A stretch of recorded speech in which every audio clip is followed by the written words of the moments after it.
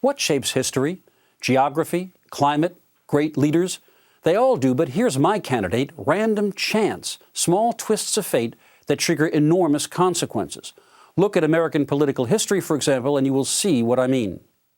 On February 15, 1933, an anarchist named Giuseppe Zangara arrived a few minutes late at Miami's Bayfront Park, which meant he had an obstructed view of a speaker's platform, which meant his shot fatally wounded visiting Chicago Mayor Anton Cermak, instead of another vacationer, President-elect Franklin Roosevelt. But for that minor delay, there would have been no FDR to lead America through Depression and World War. That near miss is well known to history, but consider another, all but totally forgotten. It was the morning of December 11, 1960, in Palm Beach, Florida, where President-elect John Kennedy was vacationing.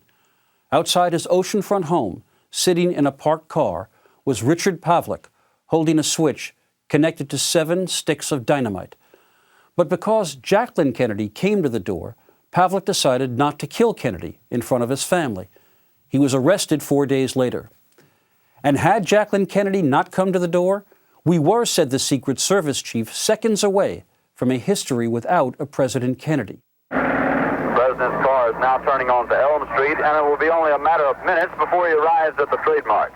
What if it hadn't stopped raining in Dallas, Texas on the morning of November 22, 1963? We can't see who has been hit, if anybody's been hit, but apparently something is... A bubble top would have covered President Kennedy's limousine instead of leaving him exposed. Thanks to all of you, and now it's on to Chicago, and let's win there. Thank you very much. What if Robert Kennedy had not been sent unprotected into that Los Angeles hotel kitchen in 1968, just after winning the California primary? Would we have had another President Kennedy? There is no Soviet domination of Eastern Europe, and there never will be under a Ford administration. And what if President Ford had quickly corrected himself in that key 1976 debate, sparing his campaign a critical week of lost momentum? It would only have taken a switch of a handful of votes in Ohio and Mississippi to put him back in the White House. You can probably think up other examples: a better choice of makeup for Richard Nixon in his first Kennedy debate, a different ballot design in Palm Beach, Florida in 2000.